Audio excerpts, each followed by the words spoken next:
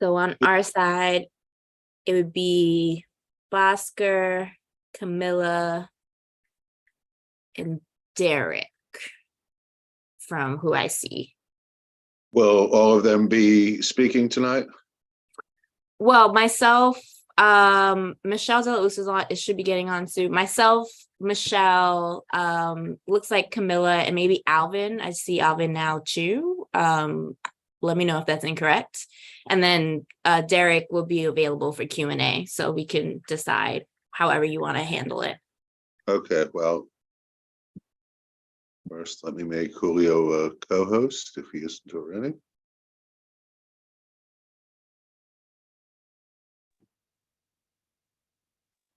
Hi, Jeremy. It's Bhaskar. Hi, Bosco. How are you? Long time. Not that long. Good seeing you. Good seeing you too. Julio, I have 6:30. You could start when you wish. I know we had about 25 people register for tonight. Sure. Elizabeth, is everyone on that you're from the team? It looks like all of us except for Michelle is on. So I'm happy to follow your lead. Oh, it looks like Michelle is on. She's also underneath my name. So there's two me's. Okay, we'll rename the other one.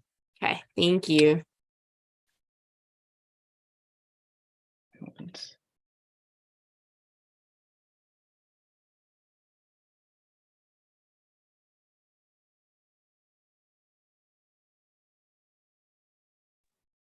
Hi, everyone. How are you doing?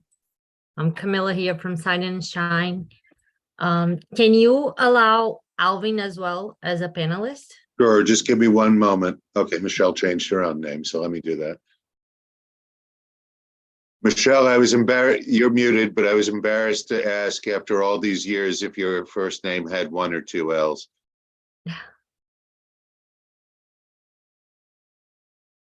I say I've been promoted to a panelist. There you go. Yeah. So let's go ahead and get started. Good afternoon. Keep wanting to say good afternoon. Good evening, everyone.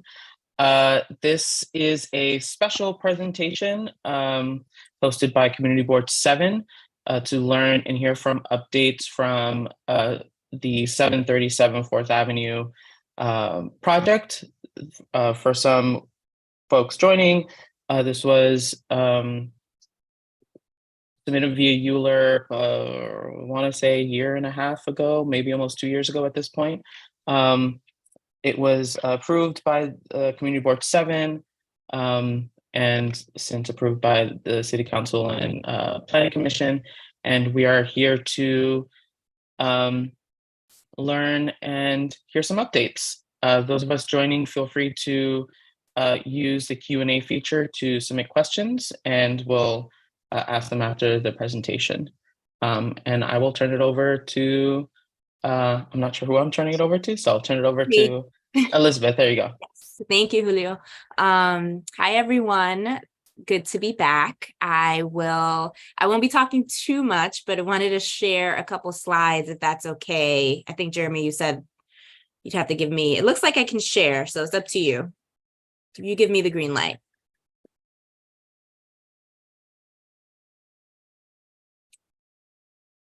Also, there, you should be able to share now. You'll be able to share now. Perfect. So thanks everyone for having us. It's good to see some folks that we recognize on the call. Michelle and I were going to give a couple of giving the computer time to say recording in progress.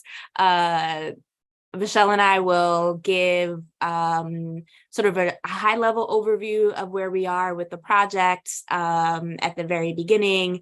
And then Side and Shine, Alvin and or Camilla, I think it's Alvin, will talk specifically about the inclusionary housing, so the affordable units.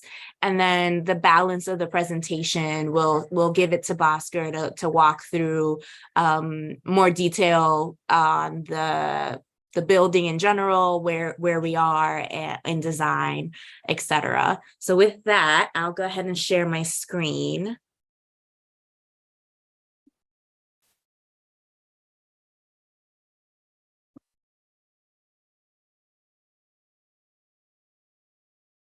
Okay, can everyone see my screen? Yes. Yep. Yes, okay. So as Julio said, the community board has seen this project. We went through ULURP during the pandemic, 2020 into 2021. And this slide should look familiar. So the former Dunkin' Donuts site on 4th Avenue between 25th and 24th Street here, 25th and 24th Street. And this was the proposal for the building, and you'll see that the overall program is pretty much the same. There's been a couple of nuance changes since we've last spoken to you. Let me go to the next slide. So again, this is a slide that you all have seen. It was in our community board and sort of all of our presentations during ULURP.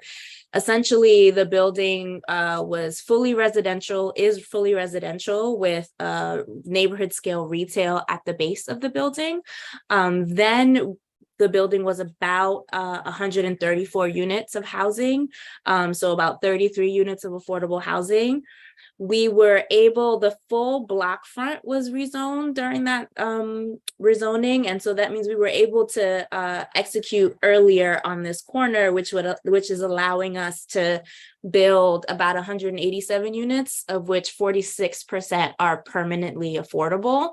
And a number of commitments were made with the community board really spearheading what they wanted to see that we're proud to say continue into the building as it exists or as it will exist today. So the very top is sort of what the building looks like from the outside. On the inside, we're working on the foundation of the building. And just quick high level, we're happy to answer questions, but we'll get in more detail on the design. The building, at the very beginning, we talked to the community board and they wanted to see no studios. There are no studios in this building, only 1 through 3 bedrooms. And the AMIs that are represented are 30 to 60% of AMI. So specifically taking option 1 and bringing the overall AMI percentage down to allow for lower rents here. And there's about approximately 5,400 square feet of neighborhood scale retail split into different sections or different retail areas, including the MTA easement and a number of other programs of the building that you guys have know very well, but I'm happy to go through that. Timing, and then I'll kick it off to Michelle here too. So we started construction on the building and we're hoping to start structural work in the beginning of next year. So right now we're in the foundation of the building and we're hoping to we're targeting a fall 2025 TCO, which what that means is that we're going to be tying the affordable housing marketing 6 to 9 months before that. But I'll turn it over to Michelle to talk through what that would look like because they would be spearheading that for us for the building. So I guess I'll take it from here. Hi, everybody. Michelle Delalos, Executive Director of the Fifth Avenue Committee.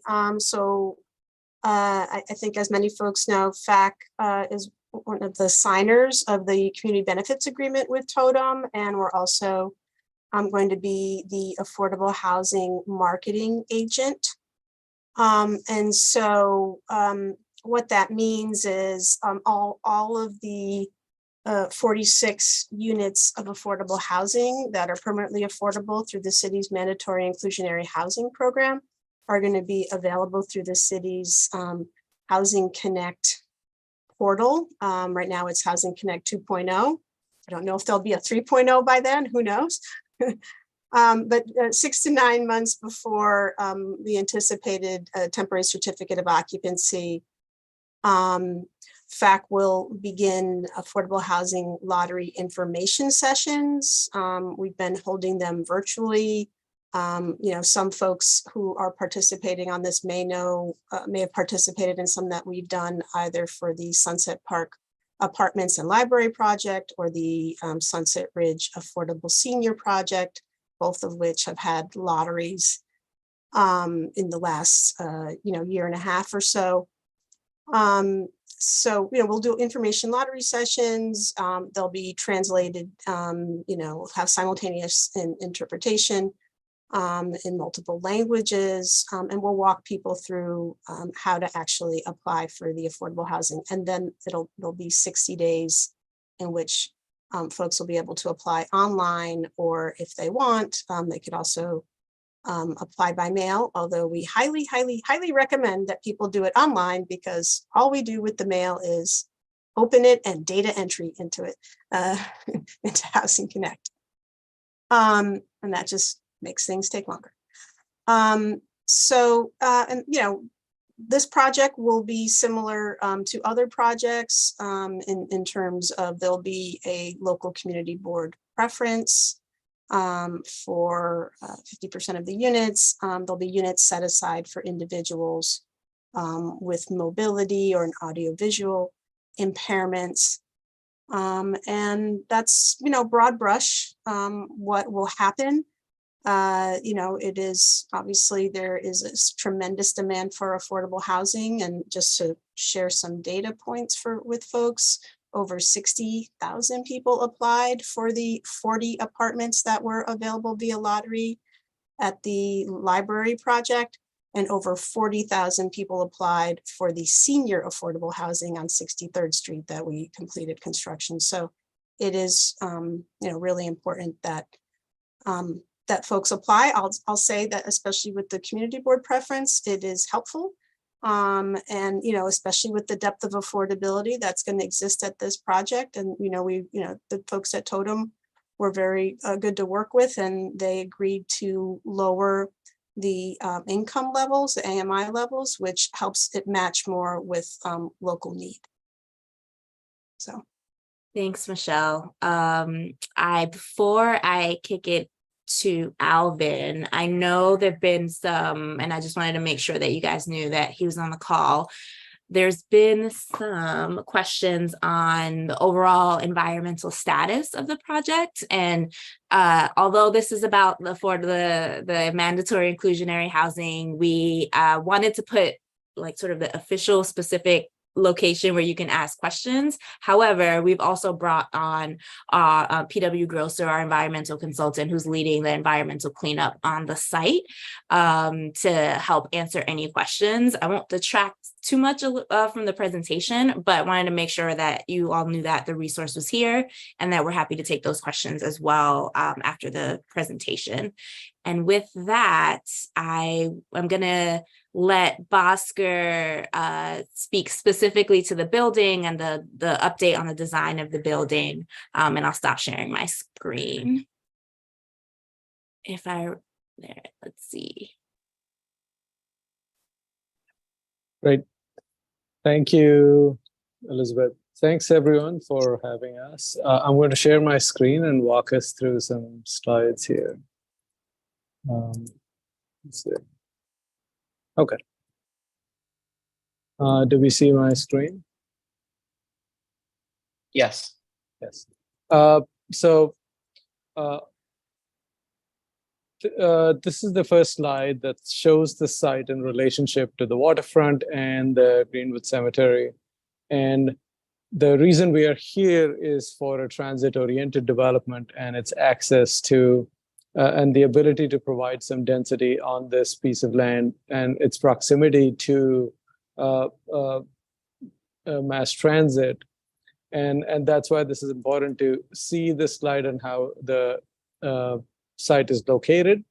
We did, when in the initial studies during urban design, studied how the building sits relative to view corridors and keeps the view corridors from Greenwood Cemetery preserved and unimpeded because of how the grade changes down towards the water. The second slide is a tax map showing how in its earlier iteration, you may have seen the site that was smaller, I would the corner of the site wasn't in the initial presentations, but now considering that the zoning affected the entire block front, this was an opportunity to have the same urban design principles be applied to the entire block front and create a more cohesive design that instead of having, what could have been two buildings, this was an opportunity to apply all those urban design principles to one structure, and that's what we are able to make happen here. This is a site plan showing 24th Street on the left, 25th Street on the right, 4th Avenue is at the bottom, and how the building sits relative to 4th Avenue. And in terms of the program in the building, with the full block front site, we are able to have in the building 187 units, out of which 46 units are inclusionary housing units, as opposed to the 34 units that were in its past. So we are able to provide 12 more units of 46 inclusionary housing units on this property.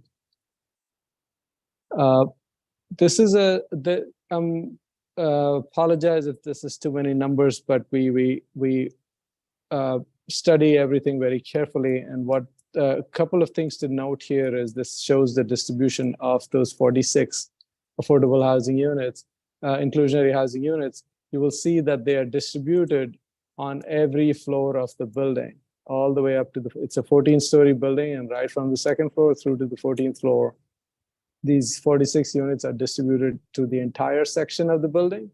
In most projects out there, you'll see it only in the lower 2/3 of the building, but we have made an effort to integrate the inclusionary housing along with the market rate housing through the entire section of the building.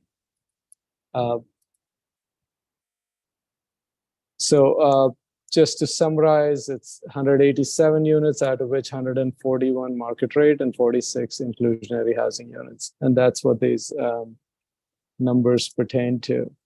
A couple of other numbers that we're tracking here is we are providing mobility units for mobility impaired tenants. If there are 10 units dedicated to mobility impairment, and another 4 to visual and vision and hearing impaired units. So there's another 4 of those. So this accounts for almost 5% of the units distributed in proportion within the market and the inclusionary housing, totaling to about 10 mobility impaired units and 4 vision and hearing impaired units. The other thing, because of the terraced design of this building, you may recall, we are also trying to distribute the open space amongst the inclusionary housing units. So there's almost 8 units of inclusionary housing that have access to outdoor space compared to, so almost 30% of the units will have access to outdoor spaces. This is the corner of 4th Avenue and 25th Street. The urban design principle is still the same, where the building steps down, the apparent massing of the building and its street wall steps down from 130-foot height district, which is on the north, down to like a 70-foot height district, which is in this direction, and then it further steps down into the M zone district, which has a maximum height of 50. So the building with its street wall stepping addresses a lot of the urban design, urban massing of its neighboring sites. This is the view from 24th Street and 4th Avenue. And the view of the building from up the street on 24th Avenue as you're heading down towards 4th. and the view of the building from 25th Street as if you're coming out of Greenwood Cemetery and walking towards the water. Quick run through the plans. This is the cellar plan of the building where most of the mechanicals and tenant storage spaces are, and the compactor room and the refuse and the building maintenance stuff. Something to note here that the building allows for MTA to come in the future and make, considering it's a transit-oriented development, for them to, they have an easement in here that's been provided for them to come in and connect to the platform on 4th Avenue. So this highlighted portion, that is what it illustrates. And we actually created almost a donut structural move here. We made a donut structural move here to create that shell that MTA could create the connection to the platform and provide handicap access, which the 2 stations do not have currently. On the ground floor, this space presents itself like a little pod here facing 4th Avenue. It's within half a block of the 2 train stations, and this is where the handicap access would be located when they fit it out. To connect to mass transit, we had spoken about how bike parking is very, we took bike parking very seriously and kind of in a sensitive way incorporated it into the building on the storefront on the north side of the building on 24th Street. So it has equal access to if somebody in the neighborhood were to use this to park and ride, or it is also connected within the building to be able to access and provide the required parking, required bike parking for the residents of the building. The site comes with a certain amount of required car parking as well. The car parking entrance is off of 25th Street. It's a short ramp down, and we take advantage of the grade to kind of nestle it on the east side of the lot, where using stackers, we are able to park about 56 cars in this space. The lobby of the building is on 25th Street, and we preserve the enhanced commercial district nature of 4th Avenue by giving a continuous retail storefront along 4th Avenue, which is denoted in this pink color. The MTA pod, we'll work with MTA to see what their timeline of acquisition and fit out is. In the meantime, this space could serve as a temporary pop-up retail to keep the retail continuity and keep the street character of 4th Avenue, the commercial street character of 4th Avenue. Quick run through the upstairs. It's a horseshoe-shaped plan up until the podium of the building, and then you will see that the massing starts to step back until it results in a smaller 3-story floor plate at the top.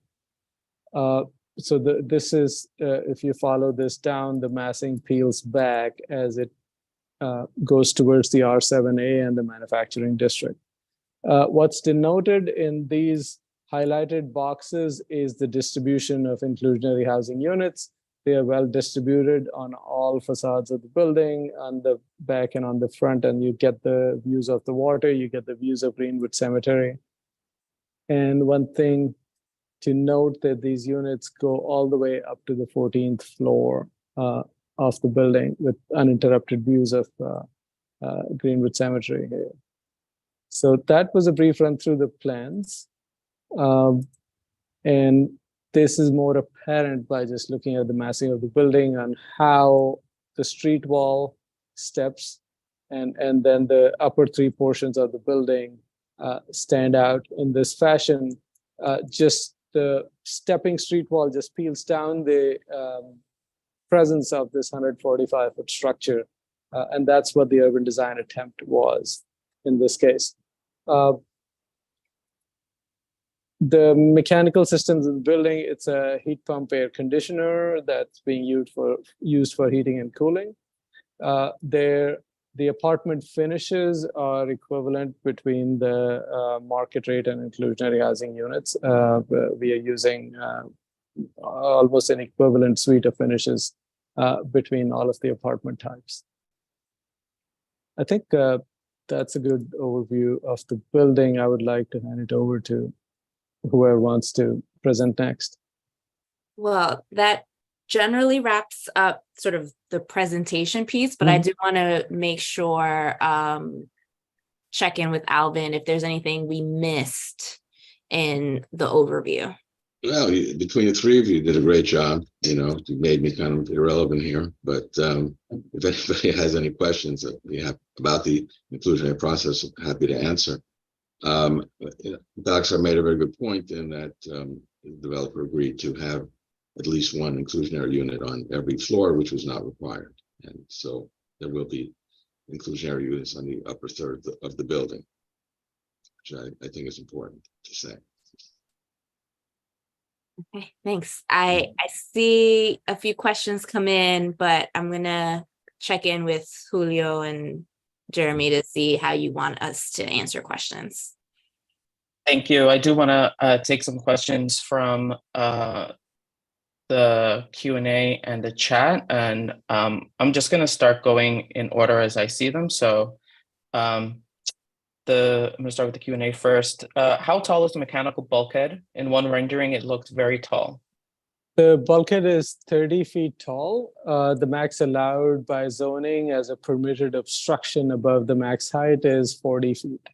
So this is a 30-foot tall bulkhead. To be precise, it's like 31 feet, 8 inches. Thank you. Another question, what is the overall cost of the project?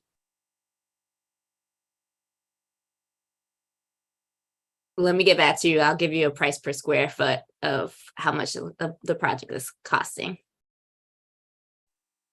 Thank you. And we have some raised hands. John Fontillis. Hi, everybody. Can you hear me? Yes. Hi. When we brought this through the both land use committee and the board 2 years ago, I think we were very interested in getting the proper mix of units that are affordable for the neighborhood. And we spent a long time, if you remember, going over the tiers in MIH option 1. I see that you're also, you are possibly requesting 421A option A. Can you first talk about what you are projecting right now as the AMI tiers for the building, knowing that we were very interested in getting at least one or multiple units at 30% AMI?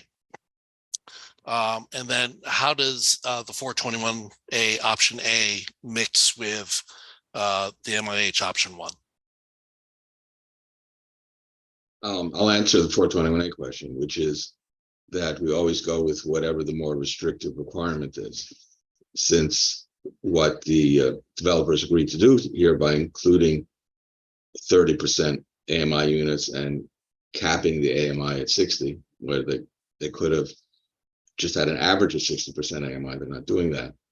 That's what we'll control. The AMIs for 421A do not come into play because these rents are lower than 421A rents. And thanks, Alvin. And just so, John, thank you for that question. So if you look at the first option, it's 10% required at 10% of the building required at 40% AMI. And so through the community board's guidance. 10% of the 25%. Yes, yes, yes. 10% of the 25%. No, that's not correct. No, it's 10% of the building, no? 10% of the building. 10% of the buildings would be at 40 normally. Yeah. If it was 10% of 25, that'd be a very low number. Honestly, since I would assume since Bhaskar has already designed it, can you just tell us the unit counts for the AMI levels? Sure. Okay, give me 1 second. I mean, I know the AMIs. So essentially it's 10% are at 30% AMI, and I can give you the count now. Give me 1 second. Yeah. So I have the number here, Elizabeth. 19 out of the 46 unit, the 46 Thank you. units are at 30%. And then the balance of the inclusionary units are 60%. So it's an blend of 48% AMI across those units. So out of the 46 affordable, 27 will be at 60%, not a blend, and 19 will be at 30%, not a blend. Yes. Yeah. Okay, great, thank you.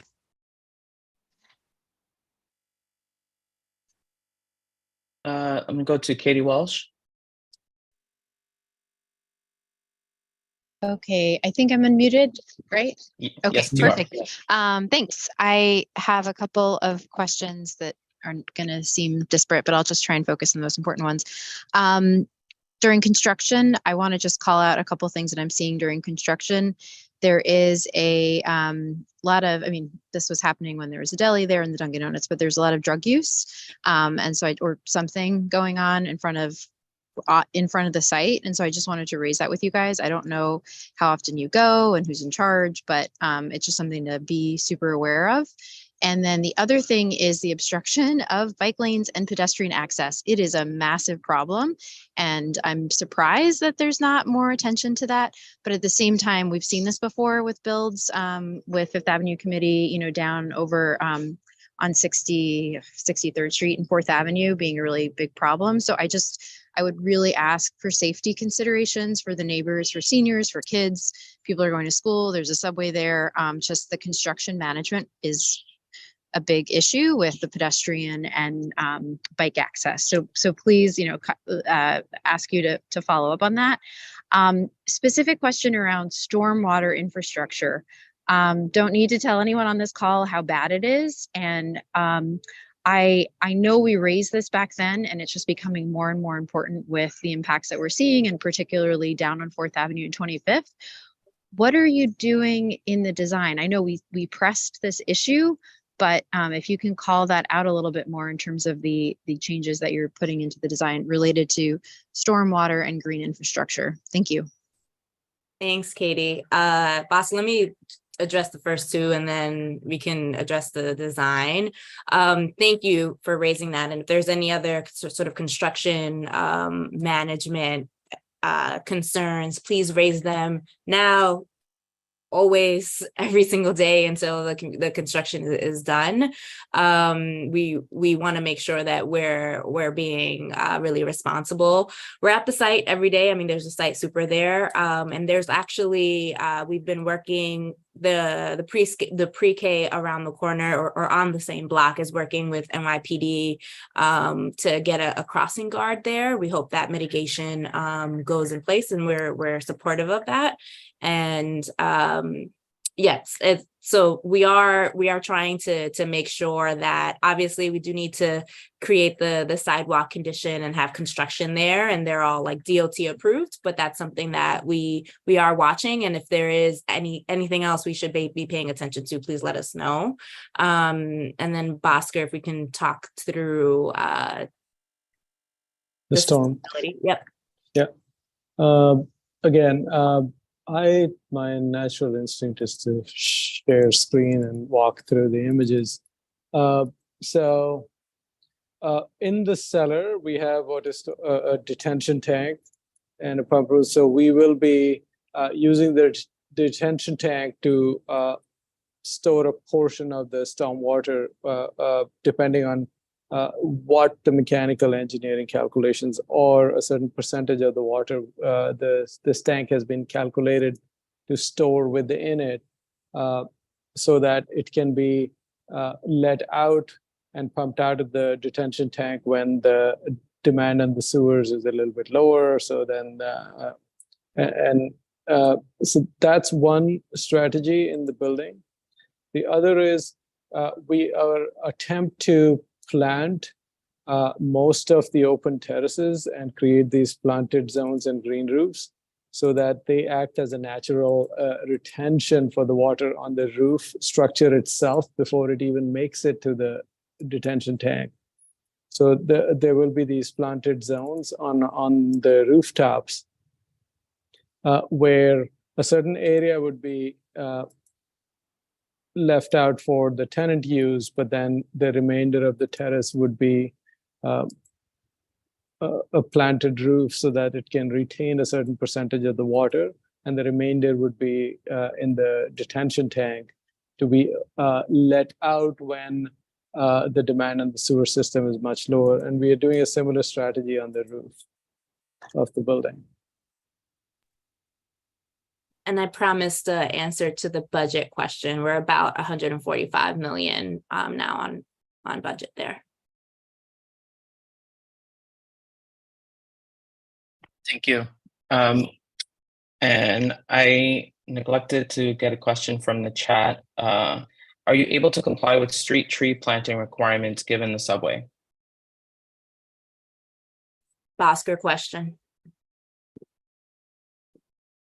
So with all of the subsurface coordination, we are able to retain 3 trees on 4th Avenue, 1 on 25th Street, and 3 on 24th.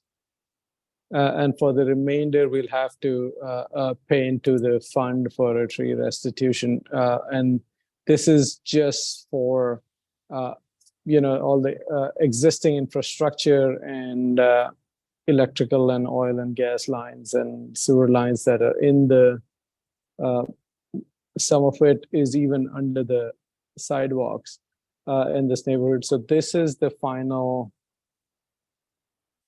tree count we were able to hold based on the coordination with the builder's payment plan. So I'll just highlight it.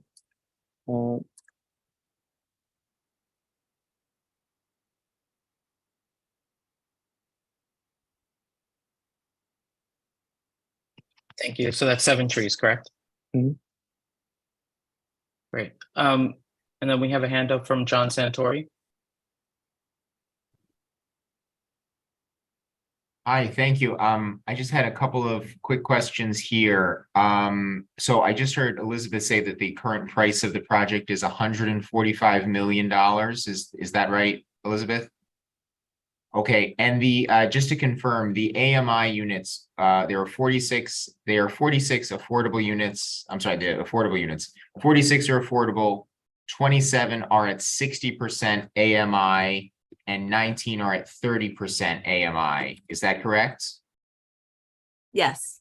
Okay, and then can you comment on where the additional financing for the project came from? So the I believe the board was told $100 million was the price initially with the previous size. So now if it's 145, can you talk a little bit about where that extra money came from?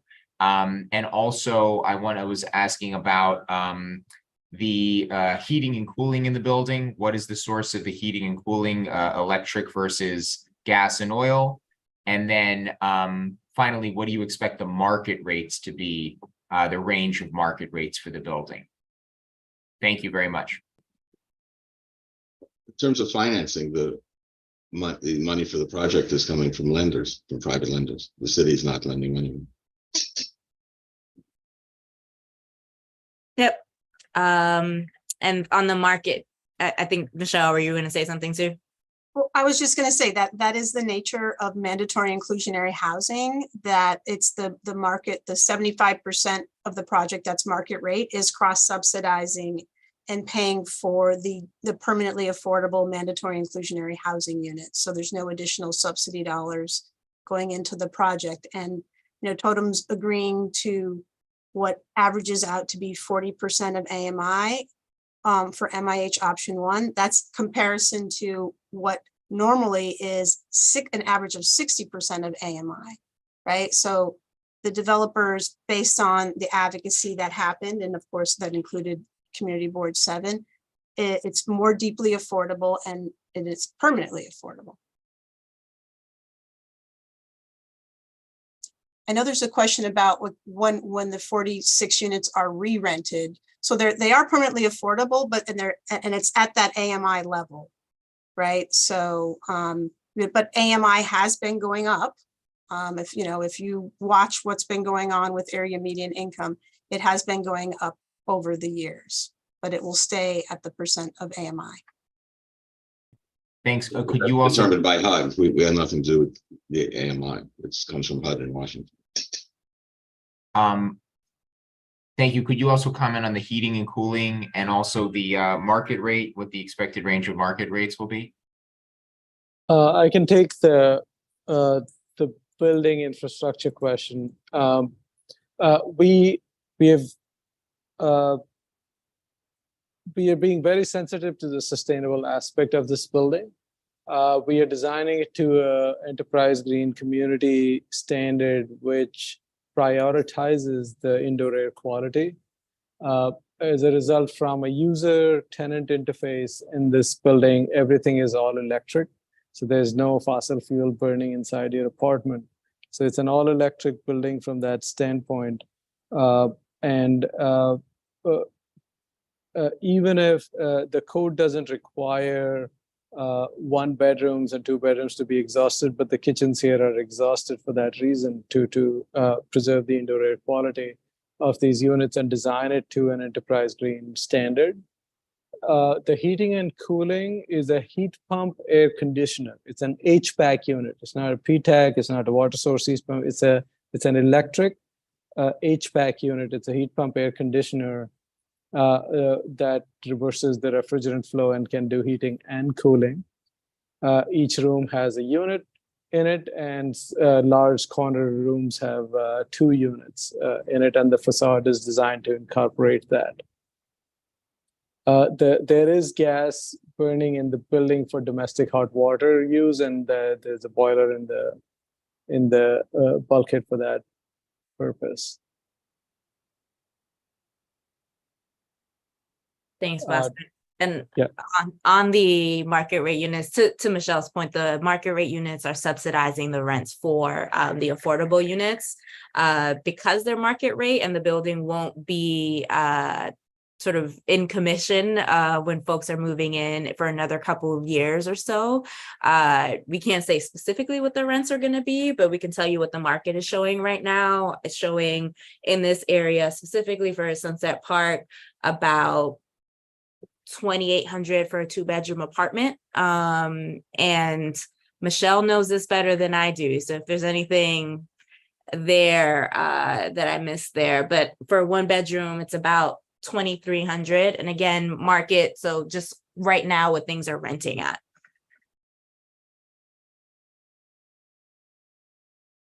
Then we have a question from Maria Roca. Good evening, everyone. Recently, during what now are being called water body events, meaning flooding in the old good old-fashioned lingo, I know the people went along 4th Avenue, particularly around the subway stations that have historically flooded, because as I'm assuming that everyone on this call is familiar with the site and its positives and negatives. 4th Avenue dips at 25th Street, right at the corner, the northeast corner. And the 25th Street station has flooded forever. This is nothing new.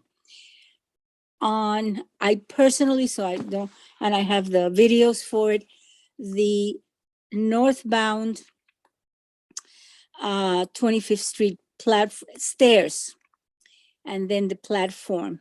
It was gushing water.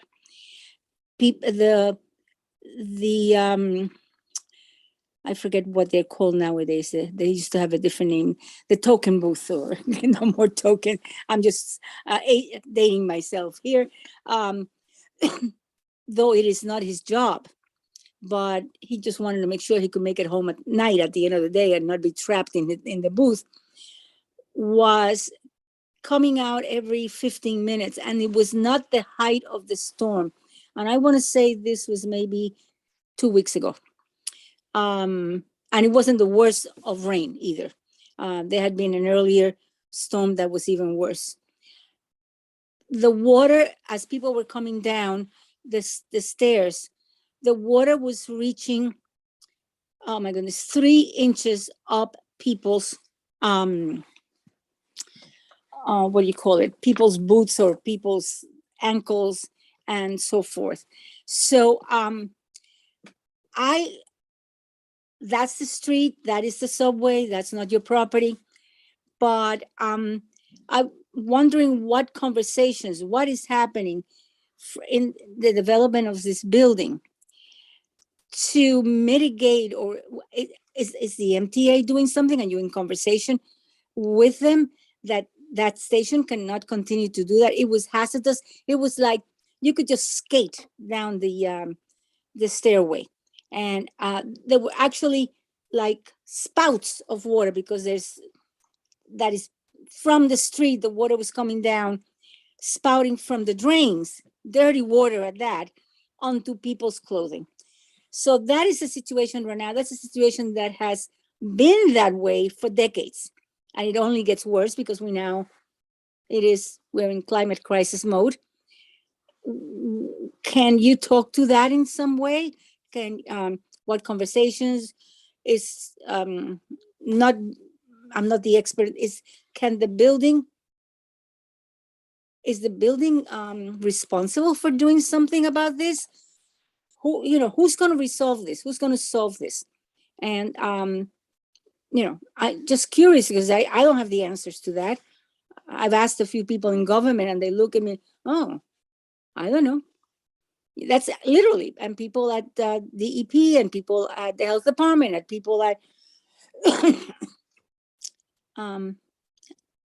what conversations are going on? Who's having those conversations? What plans are being made? Because you could have a beautiful elevator going down to the platform, which is a very nice thing, but here comes the rain, that elevator is going to be out of commission in no time. So it's going to be an objet d'art at the corner, and you can look at it because it won't be able to, it won't function, it will be short circuited. So any thoughts,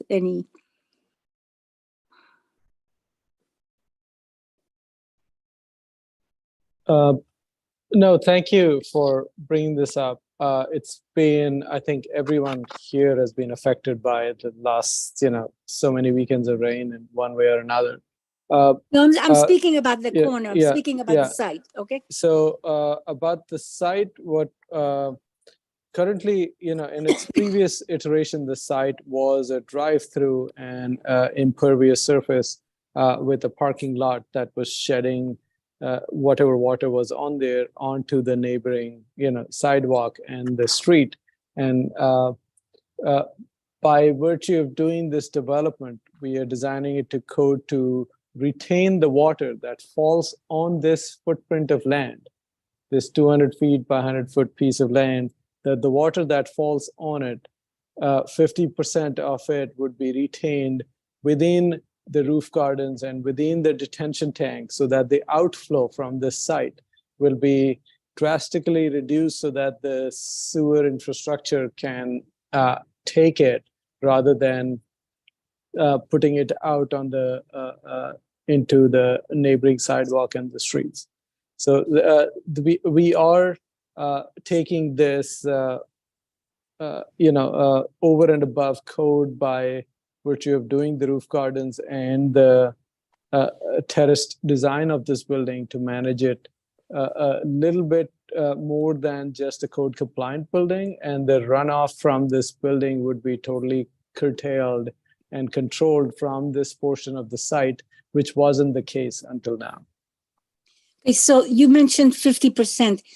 50% at what speed, I guess, of rain? 2 inches an hour, 3 inches an hour. How big is this? How big is the tank? The engineers size it I'm not the MEP engineer on this, but that they have sized it based on whatever worst case scenarios to retain a large percentage of the water within it when the demand in the sewer is high. So we would just hold it on site.